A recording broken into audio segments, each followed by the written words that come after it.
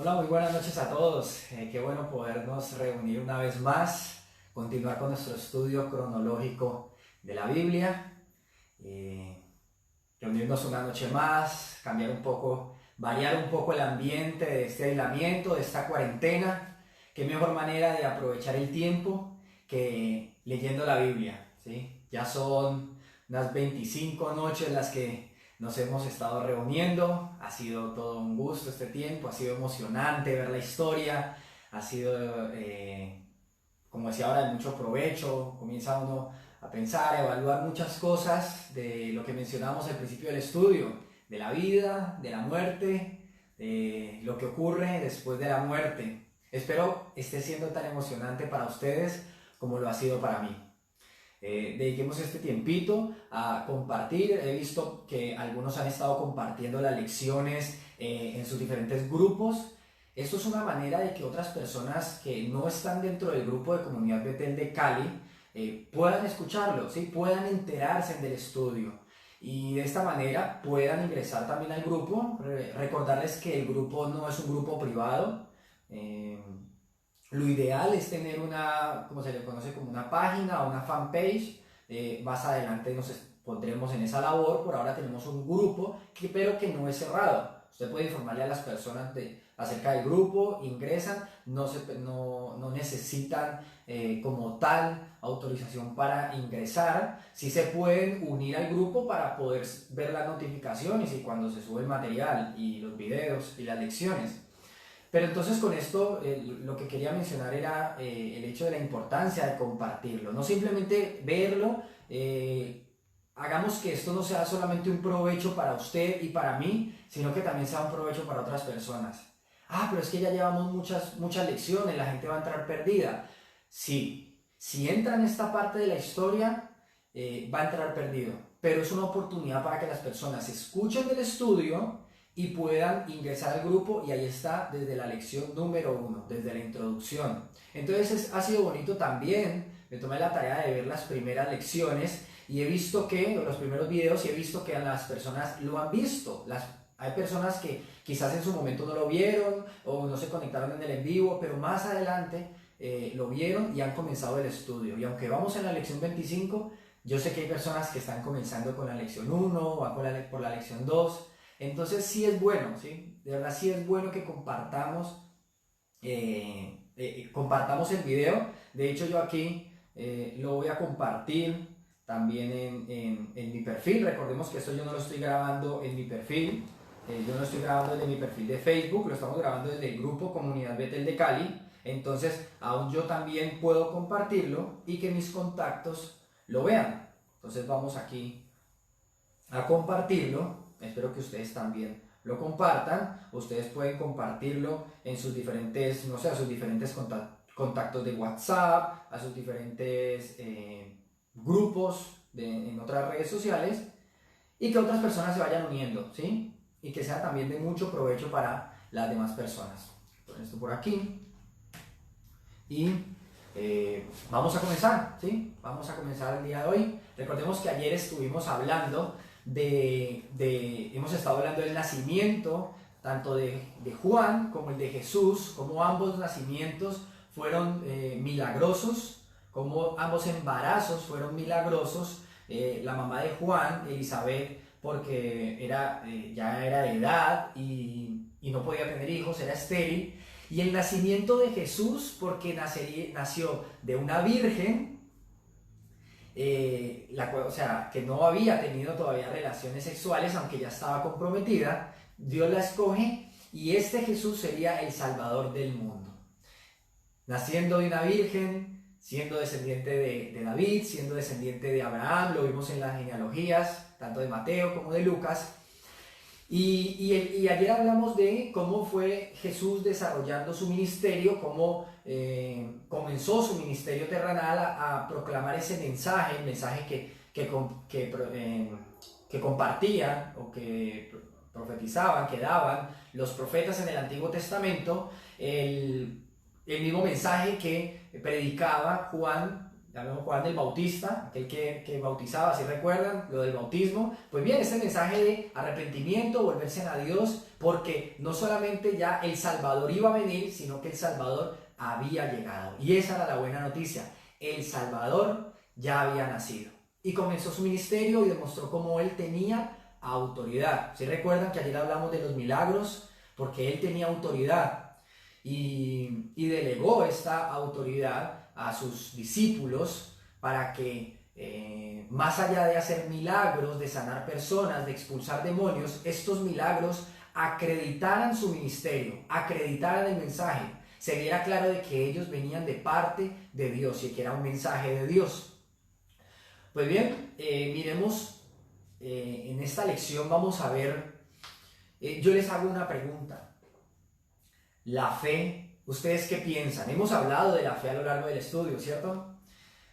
Pues es momento de preguntarnos si la fe que ha estado a lo largo del estudio, a lo largo de la historia de la Biblia, ¿será la fe salva? ¿La fe salva? ¿Alguien se puede salvar por creer que Dios existe? ¿Será que la simple fe salva? Pues bien, vamos a el libro de Lucas. Ustedes tienen, unos dicen sí, otros dicen no. Miremos Lucas,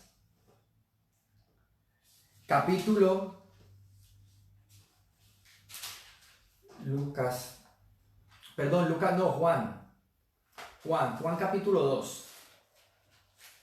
El libro de Juan, y ahí después de Lucas, está bien perdido. Juan capítulo 2, versículos 23 al 25, ¿sí? Juan capítulo 2, versículos 23 y 25.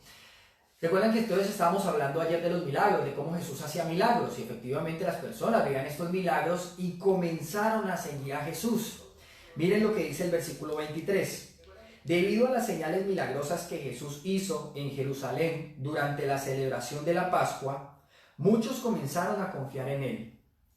Pero Jesús no confiaba en ellos porque conocía todo acerca de las personas.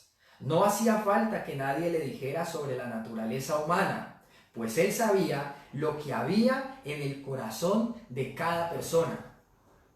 Miren cómo esta parte comienza diciéndonos que las personas comenzaron a seguir a Jesús. Dice que comenzaron a confiar en él. Pues es lo que hemos estado hablando, ¿sí? La fe. Pero precisamente el versículo 24 nos habla de un pero. Hay algo negativo. Esto no es del todo bueno. ¿Y qué es? Que Jesús, nos dice, pero Jesús no confiaba en ellos porque conocía todo acerca de las personas.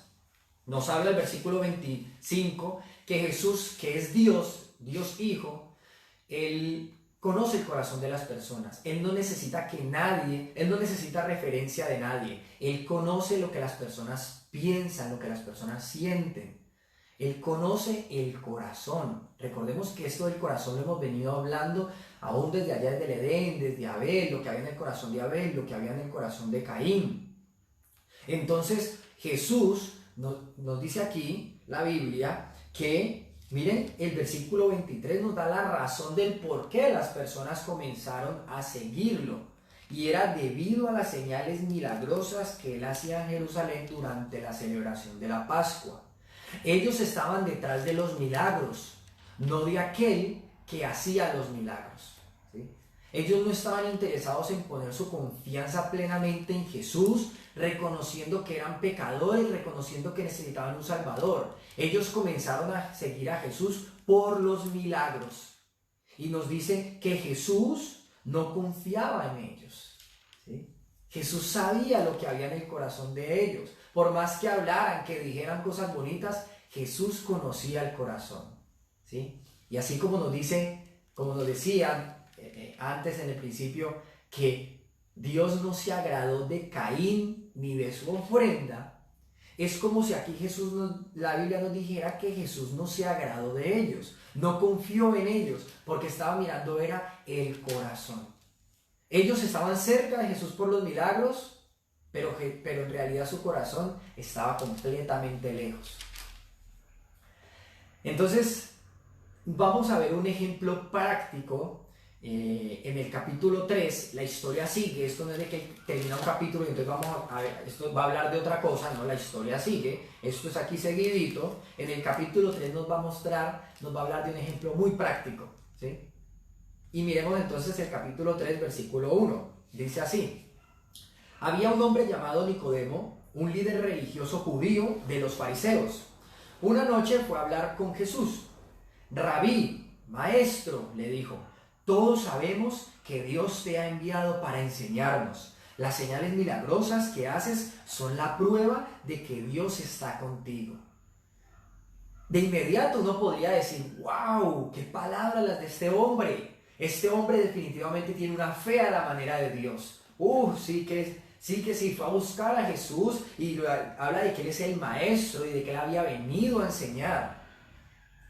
Y las palabras provienen de Nicodemo, un hombre que era religioso, que conocía la Biblia muy bien, conocía la ley, se encargaba de que se cumpliera al pie de la letra. Sin embargo, recordemos que eso es un ejemplo práctico de lo que estábamos viendo en el final del capítulo 2. Cómo habían personas que decían tener su confianza en Jesús, pero en realidad lo estaba siguiendo era por sus milagros, ¿sí? Jesús no confiaba en ellos, no se fiaba de ellos, ¿sí? En realidad no tenían una fe a la manera de Dios. Entonces miren lo que Jesús dice en el versículo 3. Jesús le respondió.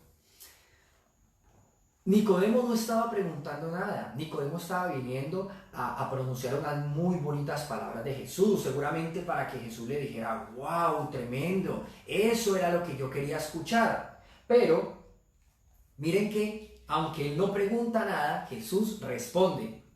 Y dice, Jesús le respondió, te digo la verdad, a menos que nazcas de nuevo, no puedes ver el reino de Dios. A menos que nazcas de nuevo, no puedes ver el reino de Dios. Nicodemo exclamó, ¿qué quieres decir? ¿Cómo puede un hombre mayor volver al vientre de su madre y nacer de nuevo? ¿Sí? ¿Y qué respondió Jesús ante esta pregunta?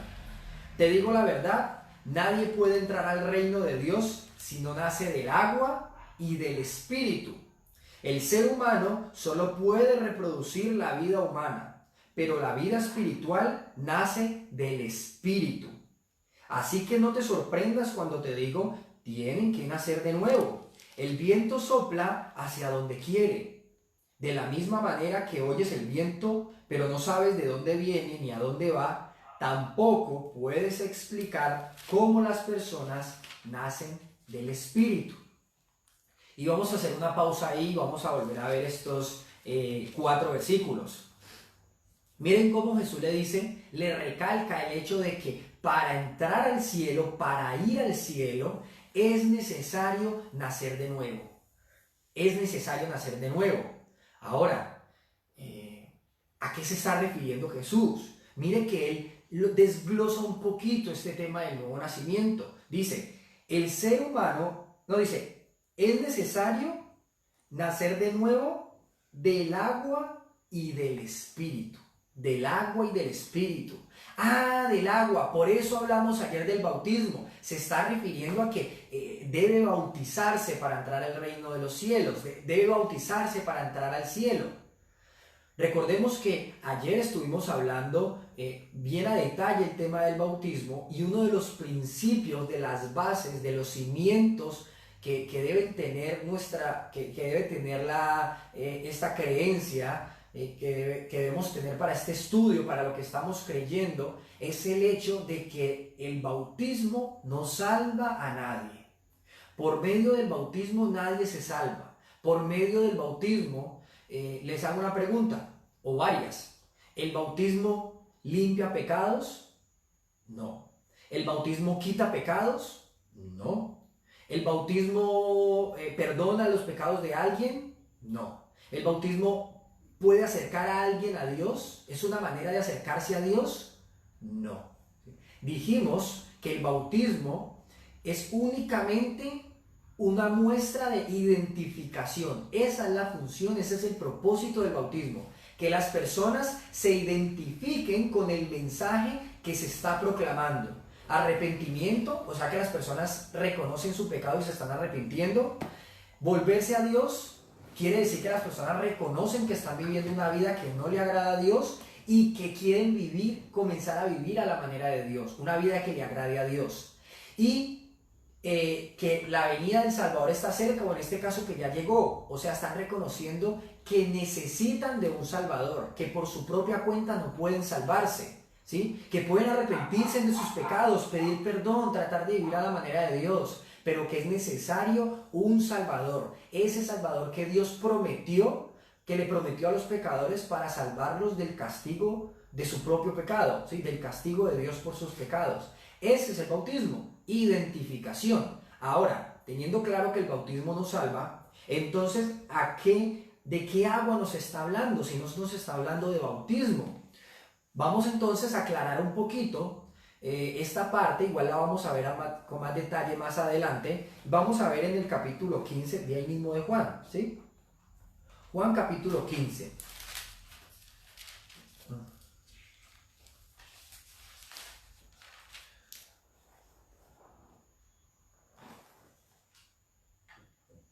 Juan capítulo 15, versículo 3. Dice así.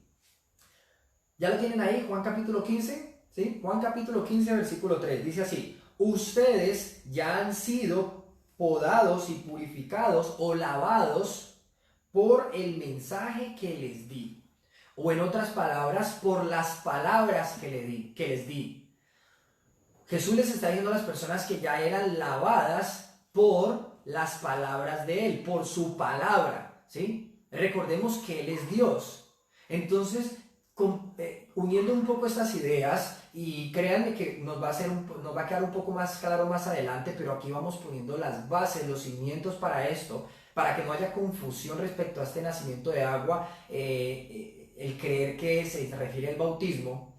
Cuando hablamos de el agua nos está hablando de la palabra, la Biblia, las palabras de Dios. Cuando Jesús dice, ustedes ya han sido lavados, limpiados por las palabras que les di por mi mensaje, recordemos que las palabras de Jesús son las palabras de Dios, porque Jesús es Dios, ¿sí? Entonces estamos hablando de la palabra de Dios. Y esta es la palabra de Dios, la Biblia, las Escrituras. Recordemos en 2 de Timoteo 3:16, que fue un versículo que vimos al comienzo de nuestro estudio, cómo la Escritura ha sido inspirada toda por Dios, es palabra de Dios, son las palabras de Dios. Entonces, para aclarar esta parte y relacionarla con el nuevo nacimiento, es necesario nacer del agua y del Espíritu. Del agua, ¿qué dijimos que era el agua? La palabra, ¿sí? La palabra. El nuevo nacimiento se da por medio de la palabra, de la Biblia, ¿sí? De la Biblia, de la lectura, de escucharla, ¿sí? No de tenerla como un amuleto. Esto no es un amuleto, ¿sí? Esto es un libro donde encontramos la palabra de Dios, las palabras de Dios, toda la palabra de Dios, las escrituras donde Dios nos habla. Entonces este nuevo nacimiento se da por medio de la lectura de la palabra, de escuchar la palabra, por medio del agua, de la palabra, y por medio del Espíritu. ¿Y de qué Espíritu nos está hablando? Esto sí es un poco más sencillo y más claro, ¿no? Del Espíritu de Dios, del Espíritu Santo. Entonces es un nuevo nacimiento que se da por medio de la palabra de Dios y del Espíritu Santo de Dios. Ahora, ¿cómo ocurre entonces este nuevo nacimiento? ¿Sí? Si es por medio de la palabra y si es por medio del Espíritu. Jesús dice, de la misma manera que el viento sopla y uno no sabe de dónde viene ni para dónde va, pues así ocurre el nuevo nacimiento, ¿sí? Así no hay manera de explicar cómo las personas nacen de nuevo, ¿sí? No hay manera de entenderlo. No hay manera de entenderlo. Pero si Dios nos lo está diciendo en la Biblia, es porque así es. Recordemos que esta es nuestra autoridad. Y Dios nos dice que ese nuevo nacimiento, por lo tanto, depende única y exclusivamente de Él. Única y exclusivamente de Él. ¿Qué es necesario para entrar al cielo? Jesús le dice, Nicodemo, es necesario nacer de nuevo. Es necesario nacer de nuevo. ¿Y cómo se nace de nuevo? Bueno, ese nuevo nacimiento se da por medio de la palabra, por medio de las escrituras y por medio del Espíritu. ¿Cómo? No hay manera de explicarlo. Así como el viento sopla y nadie sabe de dónde viene y para dónde va, de la misma manera obra el Espíritu Santo de Dios. Nadie puede explicarlo o entenderlo, pero así es. Así lo ha determinado Dios. Y nos dice que entonces, que por tanto, este nuevo nacimiento depende únicamente de Dios. Esto es muy importante tenerlo claro. ¿De quién depende ese nuevo nacimiento? De Dios. Depende de Dios. Ahora, la conversación con Nicodemo no queda ahí. Miremos el versículo 9, ¿sí? Frente a estas palabras que Jesús le dice a Nicodemo, Nicodemo le preguntó, ¿cómo es posible todo esto? ¿Sí? O sea, no entiendo. Y Jesús le contestó, ¿tú eres un respetado maestro judío y aún no entiendes estas cosas? Te aseguro que les contamos lo que sabemos y hemos visto. Ustedes todavía se niegan a creer nuestro testimonio. O sea, todavía hay cierto rechazo, hay cierta negación al mensaje, ¿sí? Frente al mensaje que se está proclamando de arrepentimiento, de volverse a Dios, de la necesidad de un Salvador. Versículo 12. Ahora bien, si no me creen cuando les hablo de cosas terrenales, ¿cómo creerán si les hablo de cosas celestiales? Nadie jamás fue al cielo y regresó, pero el Hijo del Hombre bajó del cielo. Y así como Moisés levantó la serpiente de bronce en un poste en el desierto, así deberá ser levantado el Hijo de Dios. Miren cómo Jesús lleva a Nicodemo al desierto. Lo llevó al momento en el que Dios envió juicio a su pueblo, enviando serpientes a que los mordieran y los mataran. Y todo aquel que era mordido por una serpiente o era mordido por las serpientes moría. Y cuando rogaron a Dios, Dios proveyó un plan de salvación. No fue iniciativa de Moisés, Dios proveyó un plan de salvación en el que Moisés debía levantar una serpiente o poner una serpiente de bronce en un madero, en un pedazo de madera, en un poste, y todo el que mirara con fe se sanaba. ¿Con fe en quién? En Dios, no en la serpiente. La serpiente no hacía absolutamente nada. Era Dios quien los podía salvar de la muerte. Entonces, ¿qué le está diciendo Jesús? De la misma manera que Moisés levantó la serpiente de bronce en el desierto, así será levantado el Hijo del Hombre, para que todo el que crea en Él tenga vida eterna. Cuando habla del Hijo del Hombre, ¿a quién se refiere? A Él mismo. Era una manera en que Él se refería a sí mismo. Así como Moisés levantó la serpiente de bronce en un poste en el desierto, así deberá ser levantado el Hijo del Hombre, para que todo aquel que en Él crea tenga vida eterna. Para que todo el que crea en Él tenga vida eterna.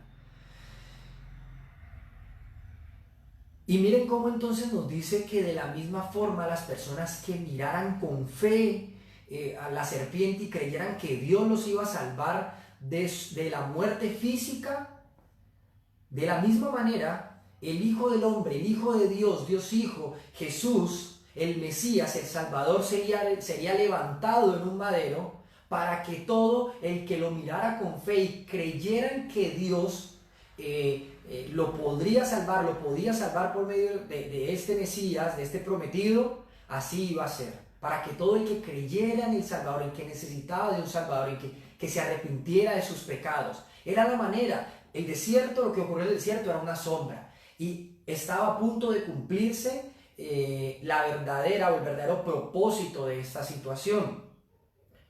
Y nos muestra el gran amor de Dios. El versículo 16 nos dice, pues Dios amó tanto al mundo que dio a su único hijo, el primogénito, el unigénito, el primogénito, para que todo el que crea en él no se pierda, sino que tenga vida eterna.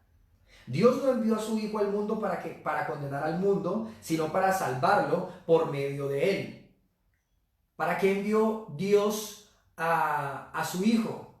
¿Para qué Dios envió a Jesús? ¿Para qué envió al Mesías? ¿A condenar al mundo por su pecado? No, a salvarlo, para que el mundo tuviera vida eterna por medio de él, a través de la fe, de la confianza.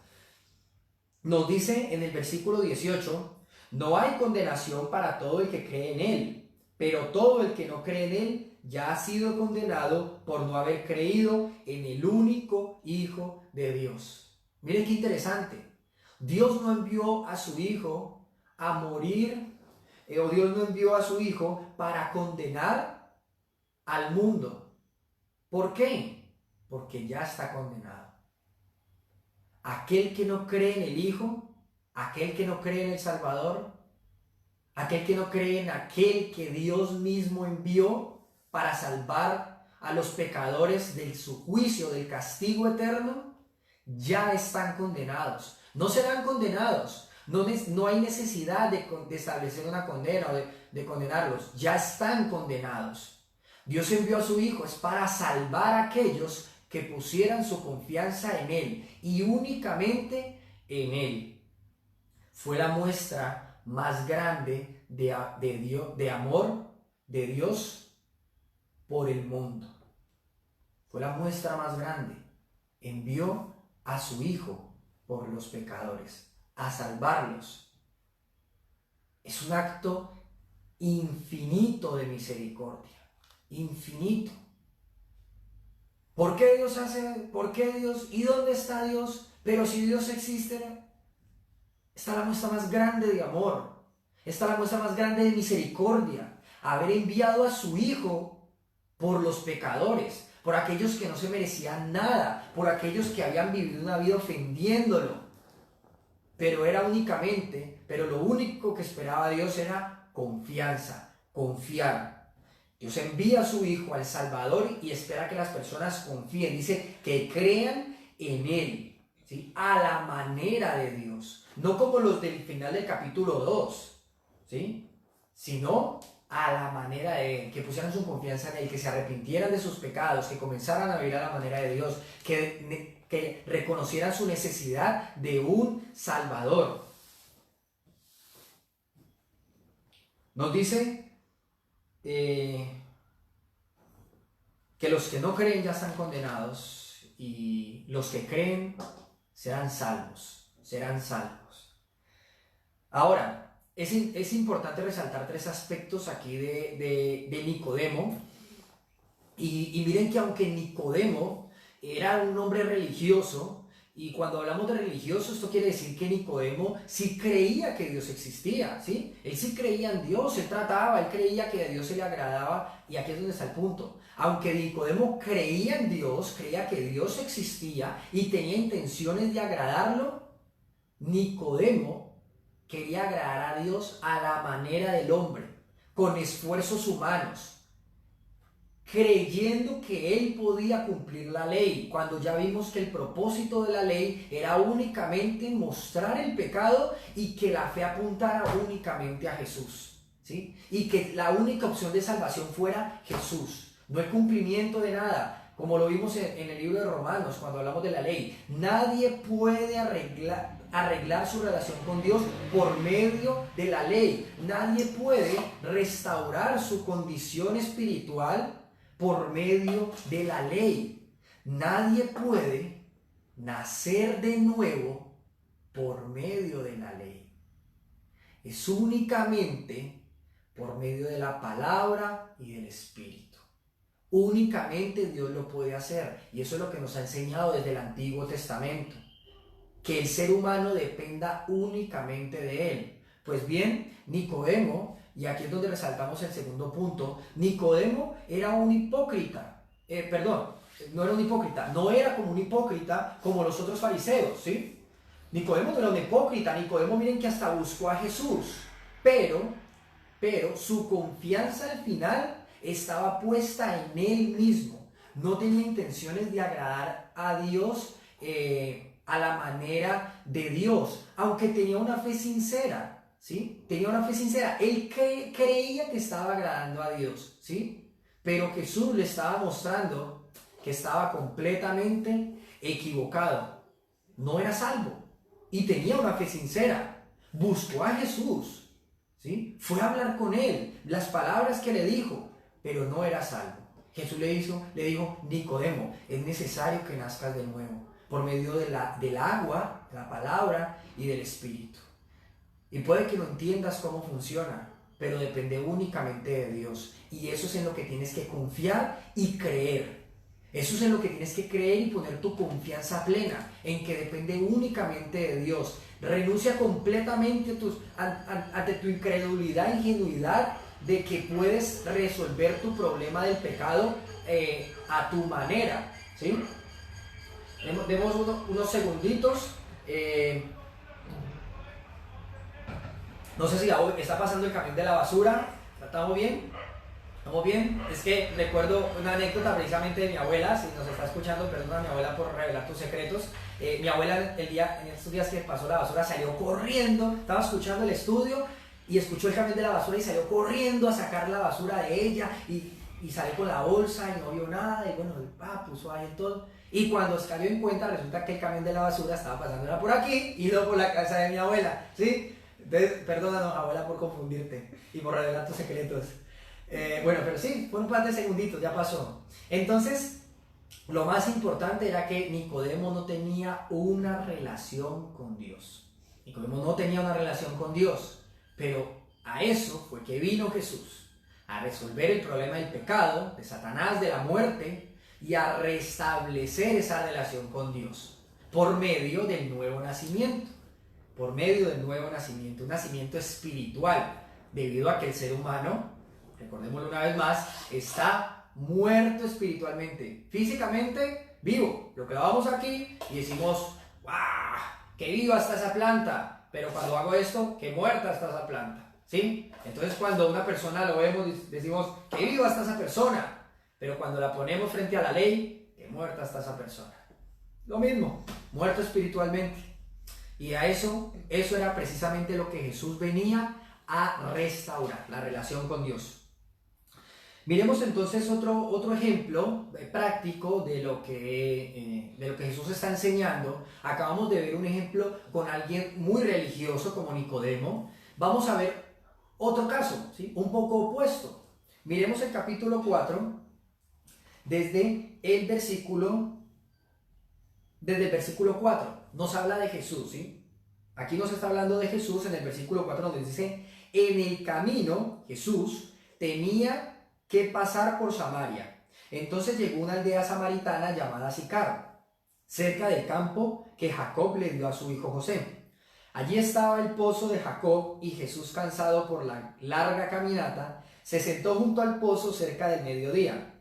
Poco después llegó una mujer samaritana a sacar agua y Jesús le dijo, por favor, dame un poco de agua para beber. Miren cómo Jesús aquí nos muestra que Él es un ser humano. Al pleno sol del mediodía está cansado, sediento, se sienta al lado de un pozo y cuando llega una mujer samaritana, o sea de Samaria, a sacar agua, Jesús le dice, por favor, dame un poco de agua para beber. Y la mujer dice que él estaba solo en ese momento porque sus discípulos habían ido a la aldea a comprar algo para comer. Y miren lo que la mujer le respondió en el versículo 9. La mujer se sorprendió ya que los judíos rechazan todo trato con los samaritanos. Entonces le dijo a Jesús, usted es judío y yo soy una mujer samaritana, ¿por qué me pide agua para beber?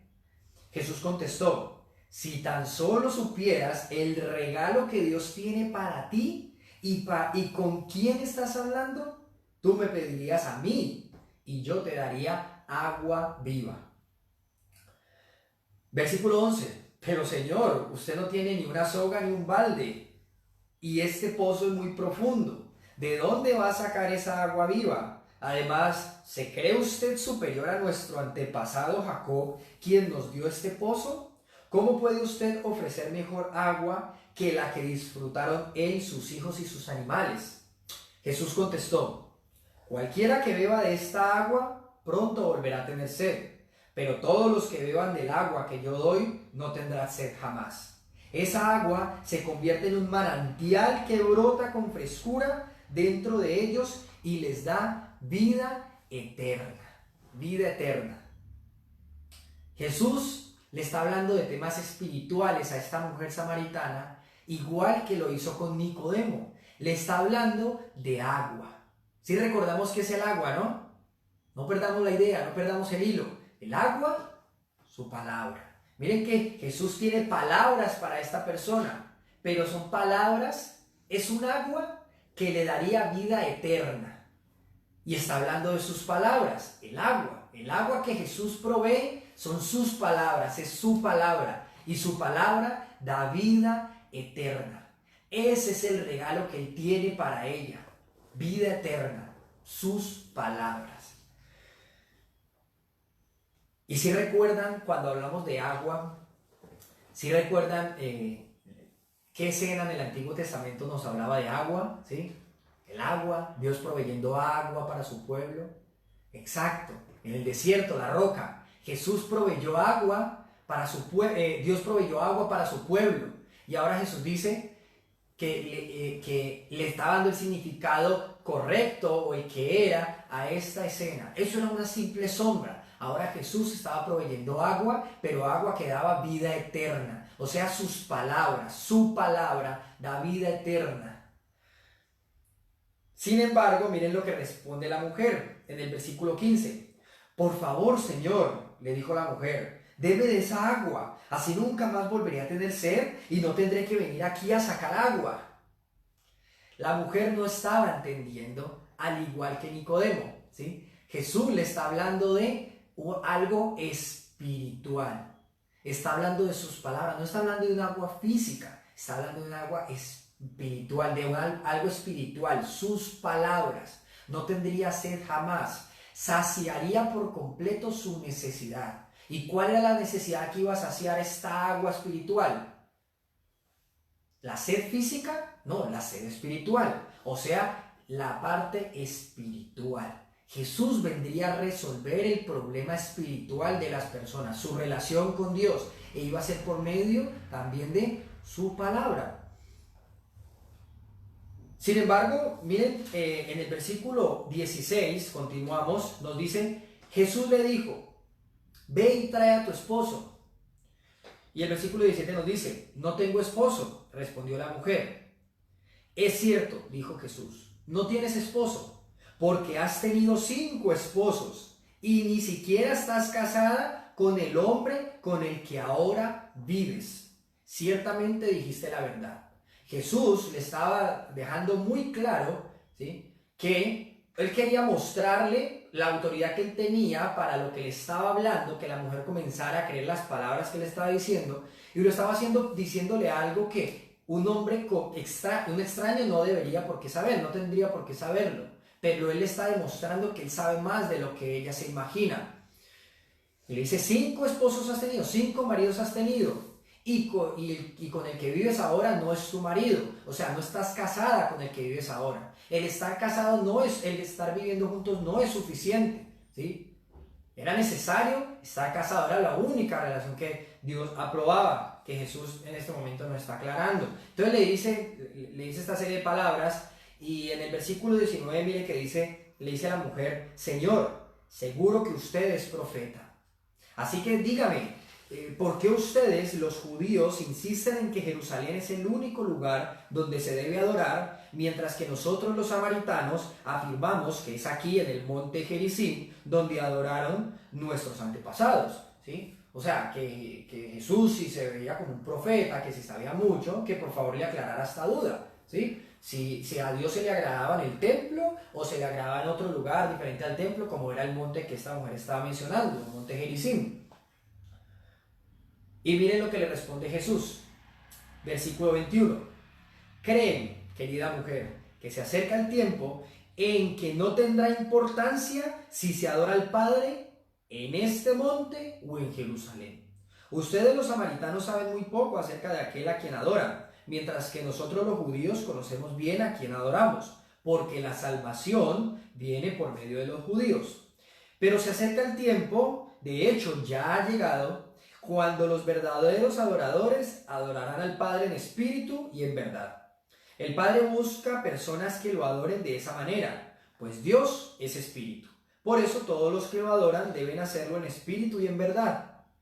Y Jesús está dando una respuesta que yo creo que la mujer ni siquiera se esperaba. Y miren, recordemos la pregunta de la mujer. ¿Dónde es que se debe adorar a Dios? ¿En el templo, como dicen los judíos, o en el monte, como dicen los samaritanos? Y Jesús le dice que es claro que los judíos tenían más conocimiento, tenían más claridad frente a dónde se agradaba, dónde se adoraba en ese momento a Dios, porque Dios había establecido que era únicamente en el monte, porque allí estaba el lugar santísimo. ¿Sí recuerdan?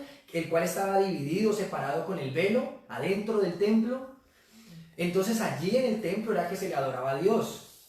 Pero Jesús le añade algo a esta respuesta. Él está diciendo, sí, es en el templo, esa es la respuesta, pero Jesús va más allá y le dice, llegará el tiempo, ¿sí? De hecho, ¿sí? Ha llegado, en el que no tendrá importancia, se acerca el tiempo en el que no tendrá importancia dónde se adora al Padre, dónde se adora a Dios. Va a llegar el momento en el que esto no se trata de ir al templo, de ir al monte, de ir al desierto, de ir, de venir. Jesús está hablando de una adoración en espíritu, no en un lugar, sino en espíritu, porque Dios es espíritu. Pero más adelante vamos a ver a qué se refiere Jesús exactamente con esto. Jesús dice, el tiempo se acerca, está cerca. Ahora, miremos el capítulo 6. Jesús que ahorita ha estado hablando y haciendo referencia a pasajes del Antiguo Testamento, la serpiente de bronce en el desierto, el agua de la roca. Pues bien, vamos a ver otra referencia que Jesús hace de sí mismo respecto al Antiguo Testamento. Miremos el capítulo 6, ahí estábamos en el capítulo 4, miremos el capítulo 6, versículo 25. ¿Sí? Capítulo 6, versículo 25. Dice así, lo encontraron,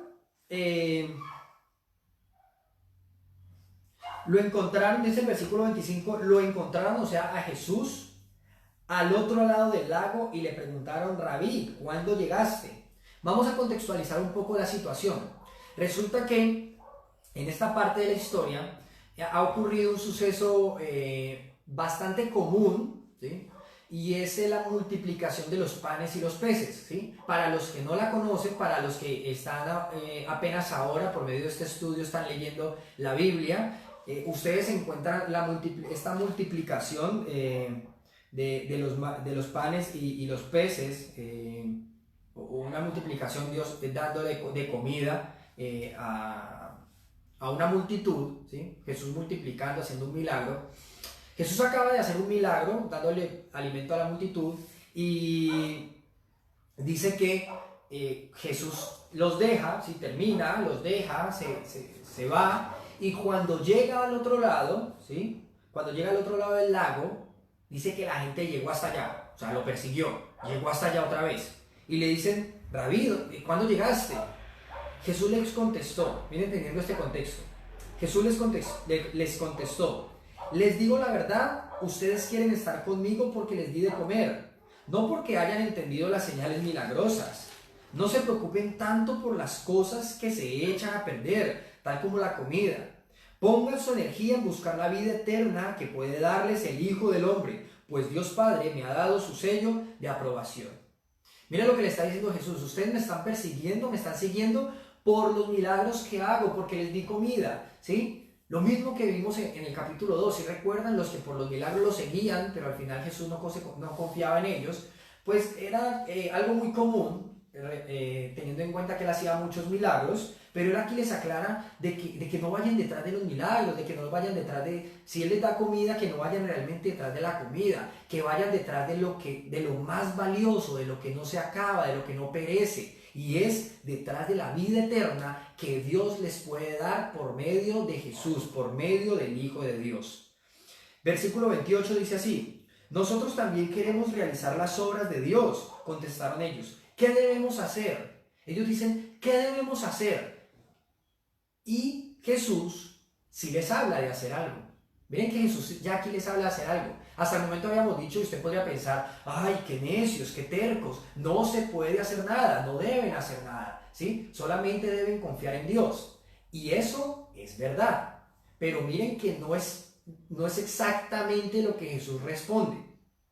Miren que Jesús les dijo en el versículo 29, la única obra, o sea que si hay una obra que Dios espera del ser humano, que Dios quiere que hagan, es que crean en quien Él ha enviado. Él sí está esperando algo de la humanidad, Él sí está esperando algo de los pecadores, pero no es una diferente a la que hemos visto a lo largo de toda la historia. Y es poner nuestra confianza en Jesús, en aquel que Dios envió para salvar a los pecadores del castigo eterno.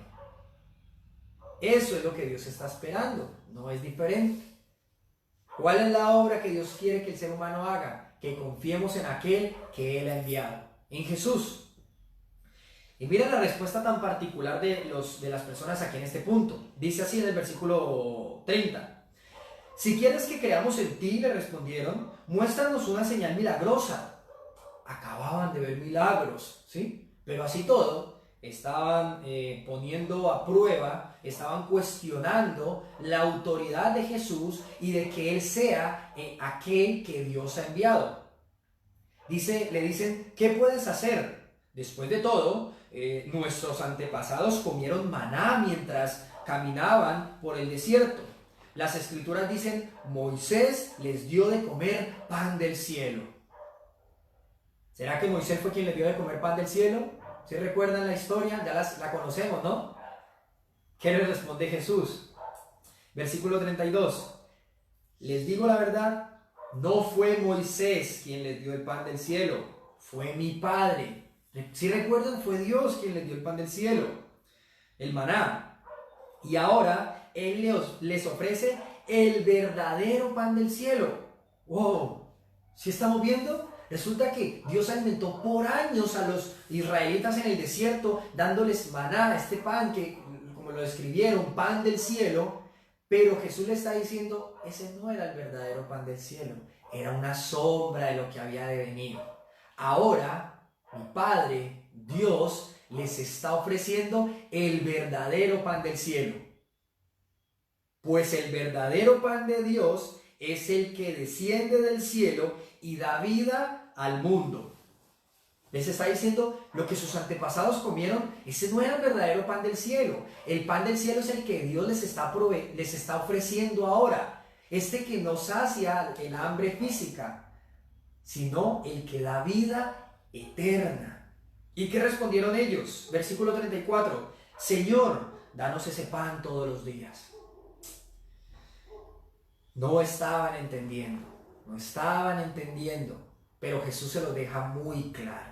Jesús tiene misericordia de ellos, es compasivo y les aclara sus dudas.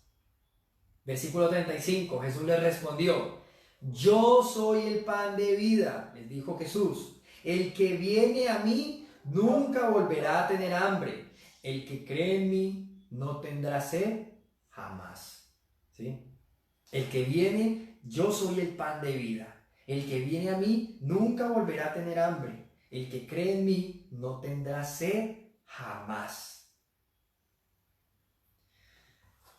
Si recuerdan lo que les estaba hablando, lo que le dijo a la samaritana, ¿no? Que él proveía agua que no necesariamente iba a calmar su sed física, sino iba a saciar por completo su necesidad principal, que era la necesidad espiritual.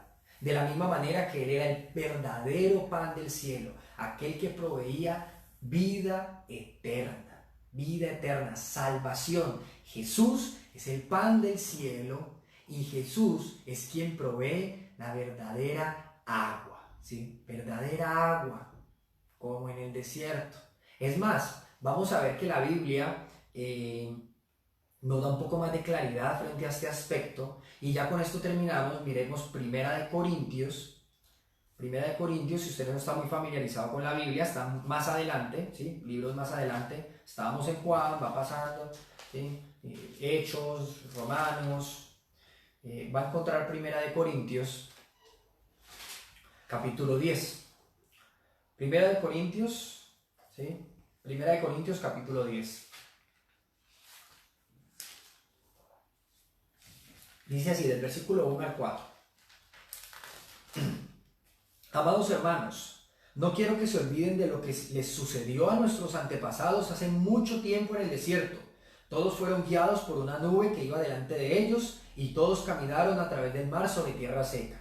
Todos ellos fueron bautizados en la nube y en el mar como seguidores de Moisés, ¿sí? Identificados, ¿sí recuerdan?